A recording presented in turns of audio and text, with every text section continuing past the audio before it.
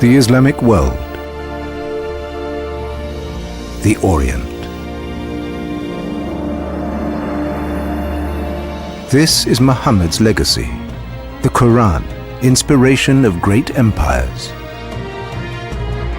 For centuries, the sultans of Constantinople confronted the powers of Europe.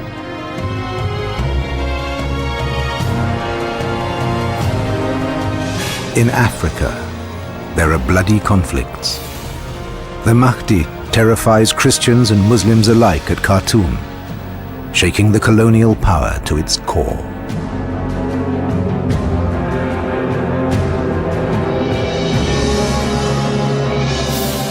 In Arabia, the Wahhabites force a despotic form of Islam on the tribes who first carried the faith into the world.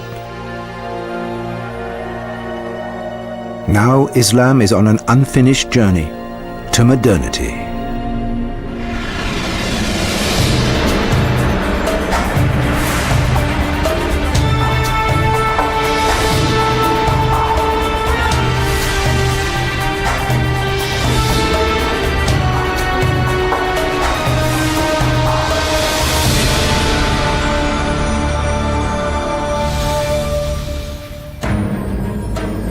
Almost 1400 years ago, a man appeared on the Arabian Peninsula. He converted the Bedouin tribes to belief in one God. Through Muhammad, his people received a book, the Quran, that showed them the way and changed world history. He was also a warrior who won a remarkable string of victories. No political or religious movement has ever spread so quickly.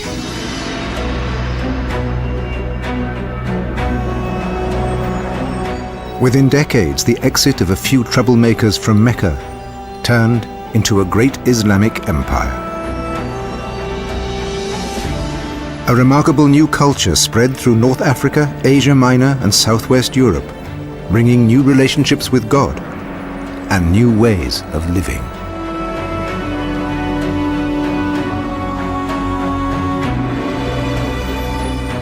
Europe of the Middle Ages was backward in comparison.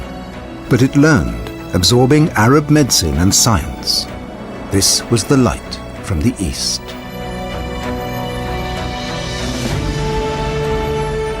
But the days of Islamic splendor in Europe are numbered. In 1492, the last Muslim ruler of Granada is forced out of Spain. After almost 800 years, the Muslim presence here has come to a peaceful end.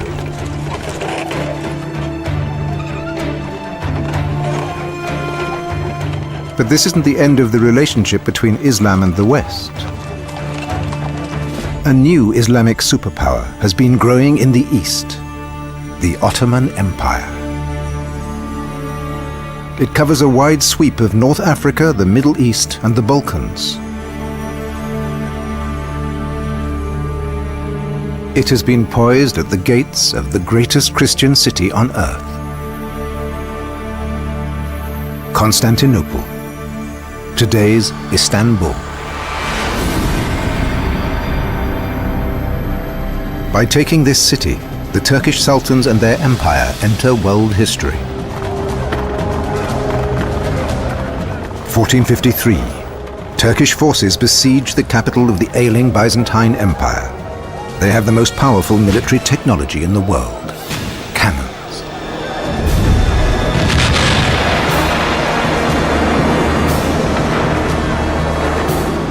For months, the citizens hold out against the siege. Then, the chronicles tell us, an advance guard find a forgotten gate in the fortifications.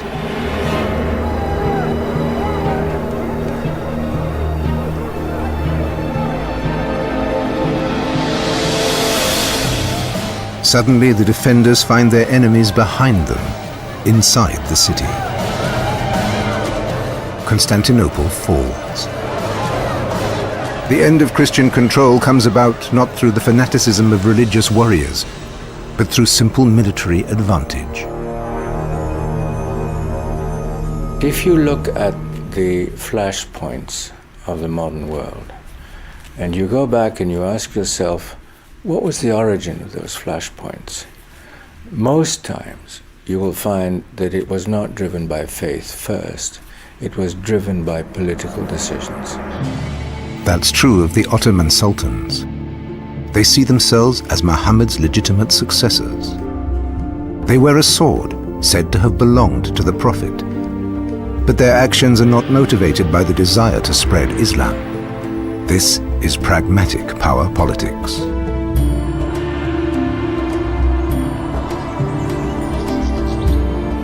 From the Topkapi Palace in Constantinople, they rule over a state where tens of thousands of Christians and Jews live unmolested.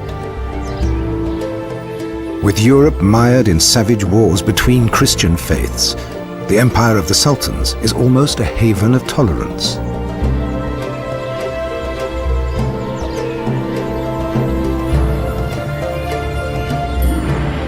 But it remains a real threat to its neighbors in Europe.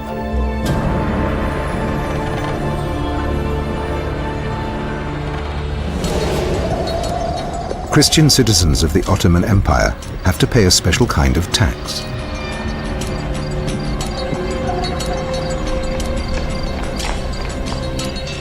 Each family is forced to give up a son to become an elite soldier for the Sultan. The harvest of the boys. Forcibly converted to Islam, they become disciplined troops. These Janissaries strike fear into the hearts of their European enemies for more than 200 years.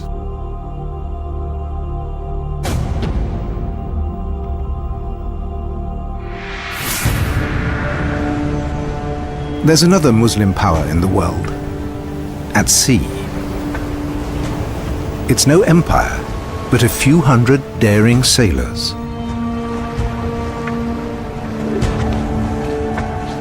In the 17th century, they become the terror of Europe's coasts. Berber pirates.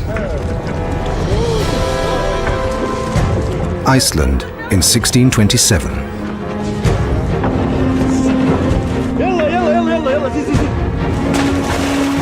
The peace of this isolated North Atlantic island is shattered by a pirate attack. Muslim corsairs.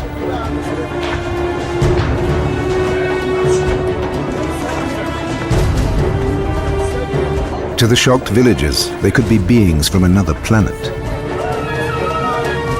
The pirates aren't here to rape, pillage, or murder, but to do business.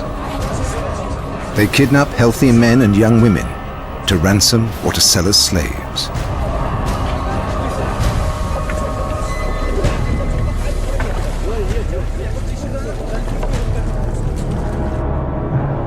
Europeans are desirable goods. At the great North African Arab ports, white gold commands huge prices in the slave markets.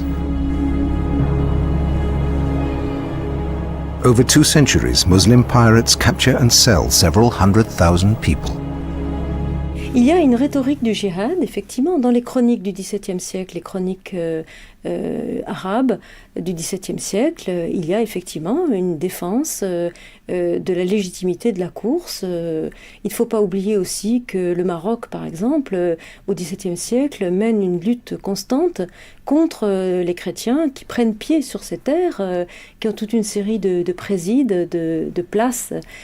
Donc il y a véritablement un djihad territorial sur le sol marocain et pas seulement sur les mers. The word jihad has come to personify Western fear of the Islamic world.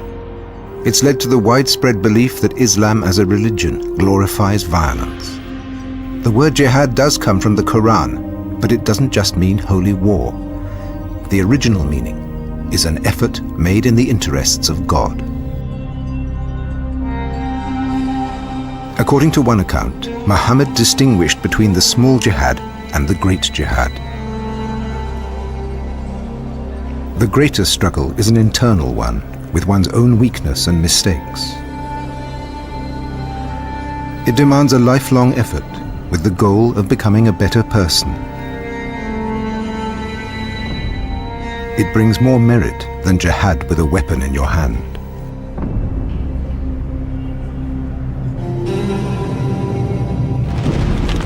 But the Quran also understands jihad as a war in defense of the faith and sets out clear rules of engagement.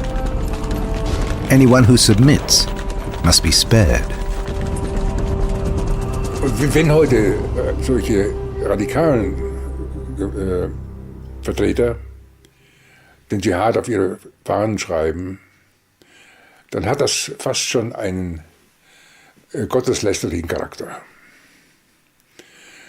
Denn Dschihad im religiösen Sinne bedeutet auch, Gutes zu tun, den anderen Menschen zu achten und ihm Vorbild zu sein.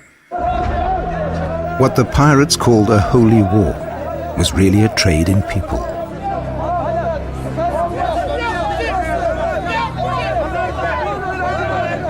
On a rather small scale, compared to the millions of Africans transported to the New World at precisely this time by Europeans.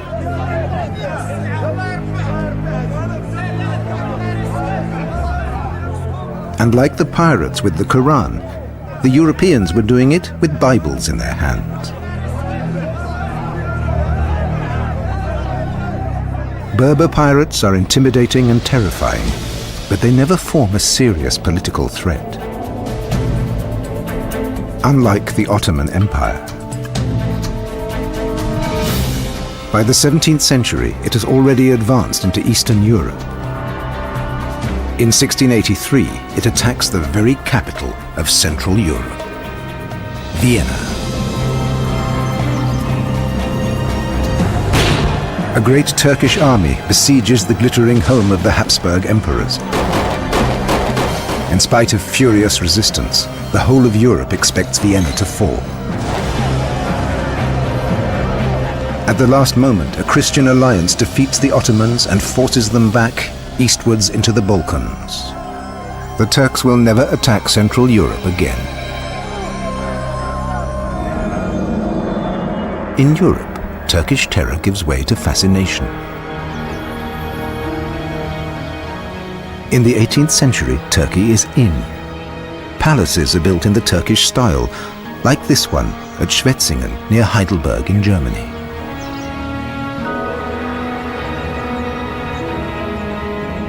And from the Ottoman court in Constantinople, the reports of European diplomats tell of extraordinary luxury, of great parties with thousands of guests, and the magic of Oriental entertainments.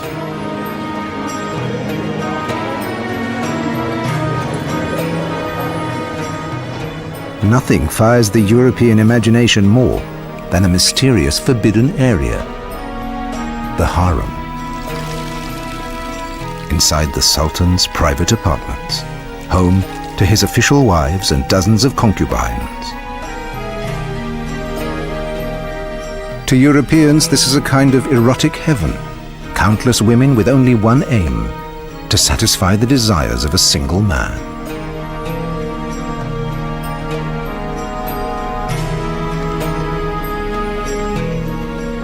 This male fantasy is far from the reality. Il y avait beaucoup finalement de représentantes des tribus.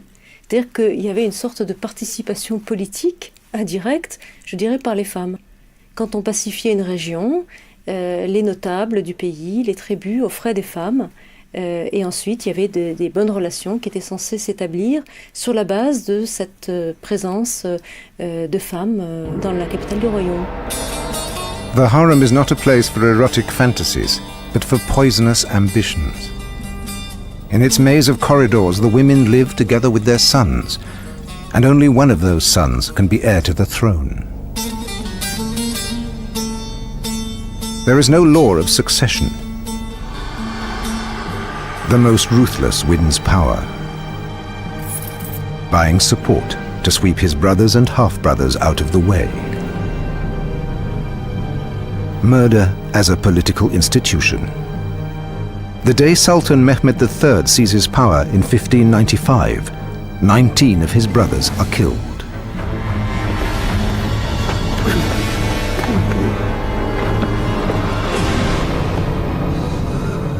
The new Sultan gives his victims a solemn burial. Some of the coffins are no more than a meter long. Several times, this cruel system almost destroys the entire dynasty.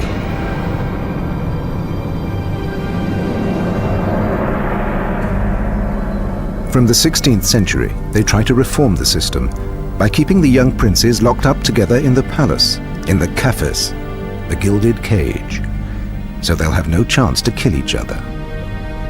Living in a state of forced leisure, they receive no education in government.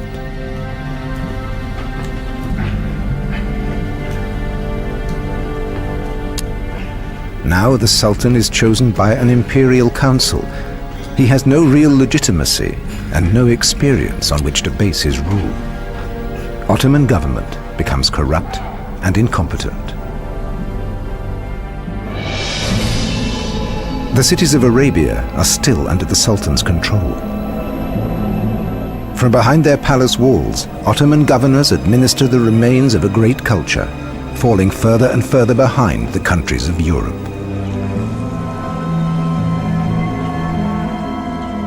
The Orient has simply run out of energy. The fabulous wealth of the ruling classes of the Ottoman Empire can do nothing to disguise that fact. The reason is clear. Der Stoß, der die islamische Welt für einige hundert Jahre völlig zurückgeworfen hat, war die Entdeckung des Seeweges nach Amerika und um Afrika herum nach Indien, nach Ostasien durch die Europäer. Vorher waren Städte wie Aleppo oder die großen Städte im Iran oder auch Kairo waren Weltumschlagsplätze. In the 17th century, Europeans take over international trade. Their ocean-going ships pioneer sea routes to India and East Asia. The treasures of Asia, spices above all, can now be taken straight to European markets without going via the middlemen of the Near East.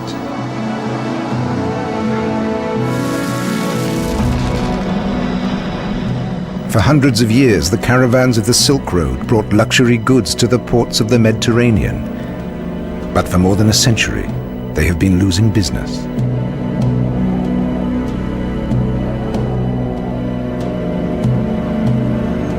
With economic decline, cultural decline is inevitable. For a long time, the Ottoman Empire sees no scientific research. It has no universities, or even a mercantile middle class. It's a recipe for stagnation. Education and scholarship has been the purview of a very, very small clique of male individuals.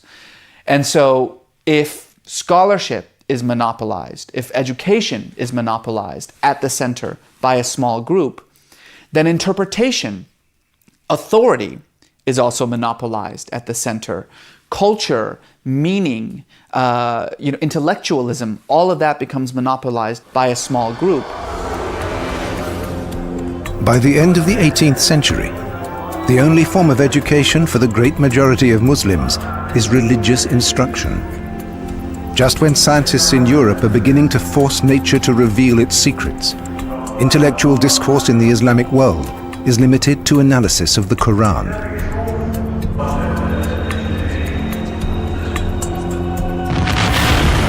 When suddenly the modern world breaks in on the Orient.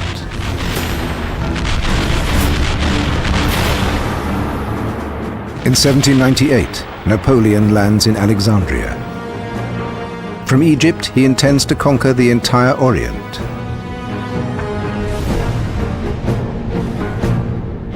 Napoleon sheds blood, but he also brings laws.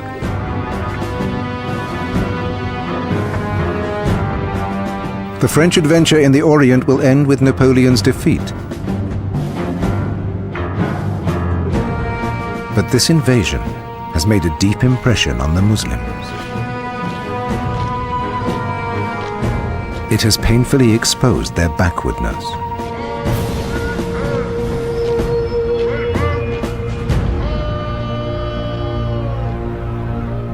Die Araber haben die Muslime überhaupt am Anfang nur gesehen, dass die eine neue Technik hatten, dass sie neue Waffen hatten. Aber es hat sie nicht interessiert, dass eine ganze Kultur dahinter stand. Ein mehr selbstständiges Denken, Freiheit der Wissenschaft, Universitäten, wo man wirklich frei reden und schreiben konnte. In the 19th century, European culture means Paris. An Egyptian ambassador will be sent there in 1826. His mission is to find out what lies behind Europe's superiority.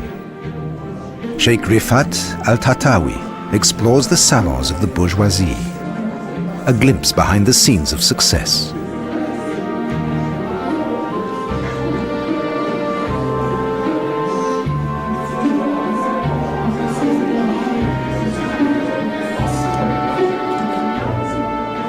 Al-Tatawi carefully notes down his observations. He's especially interested in printed sheets of paper. They call them newspapers or gazettes. Every day you can find out what's happening around the country. Even if they contain lots of lies, they also have a lot of useful information. It's amazing. In this country, even young girls can read and write. And the behavior of their elders seems even more strange to this young Egyptian. Fornication is considered a minor sin among these women. The men are slaves to their women and obey them whether they are beautiful or not.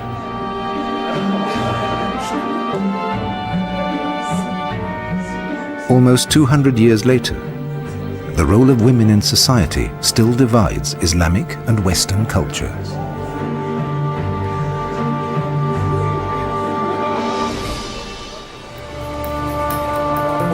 The headscarf and veil are powerful external symbols of Islam. In fact, clothes regulations vary between countries and social groups. The Quran does require women to cover their hair. That's no invention of Islam, but a custom in Arab societies since ancient times, especially for women in higher social classes. A veil, or a complete covering of the face, is mentioned nowhere in the Quran.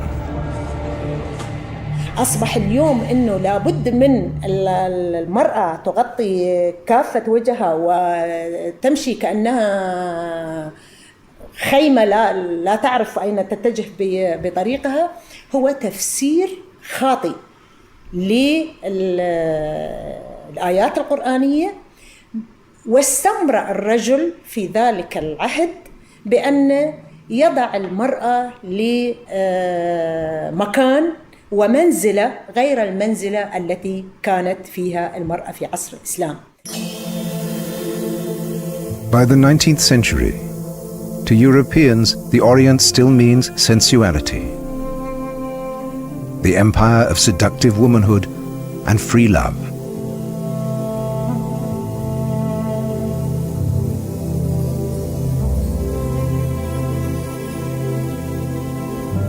But the Orient is not just an early tourist destination. By the mid-19th century, European powers are competing to annex parts of the Islamic world into their own expanding empires. In this scramble for colonies, the British take the lead. Britain is growing into the greatest imperial power the world has ever known. By 1880, they control the Indian subcontinent, Malaya and Burma, as well as large parts of Africa, including Egypt and the Sudan, where they stir up a hornet's nest.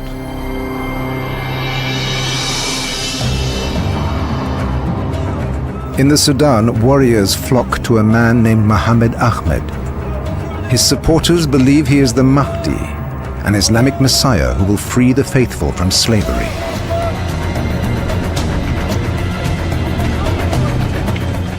In a few short years, they sweep through the Sudan, destroying an Egyptian army under British command.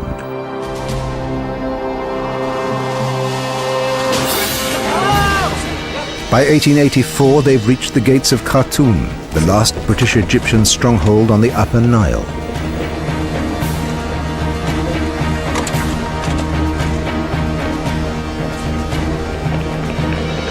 After a siege of almost a year, the citadel falls.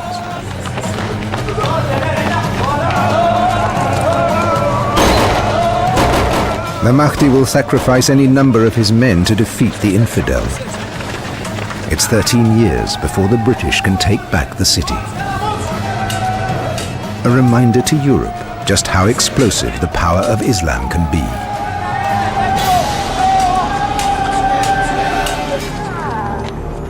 Islam, I think, throughout history, because it is a religion that is founded upon this ideal of social justice, of social egalitarianism, that is really the heart of the message of the Quran and the message of Muhammad.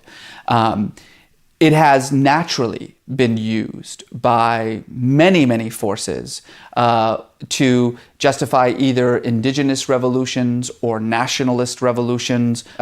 These movements have always relied on the symbols and the metaphors, the language that Islam provides. Another political movement emerges from the Arabian desert and also gets its dynamism from Islam. Its mastermind is Muhammad ibn Abdul Wahhab.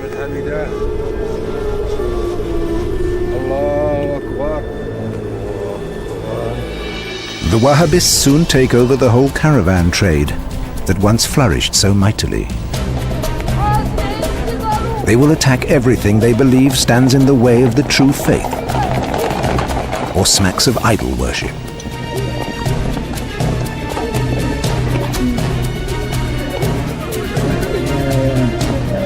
For the Wahhabists, poetry, science, music, art, even jewelry are superstition and the work of the devil.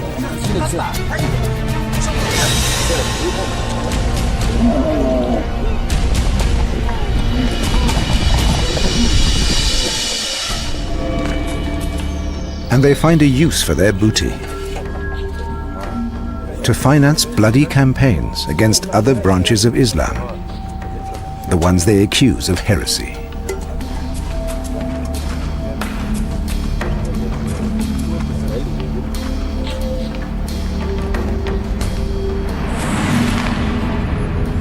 Medina, the site of an attack that will shake the Muslim world to its core.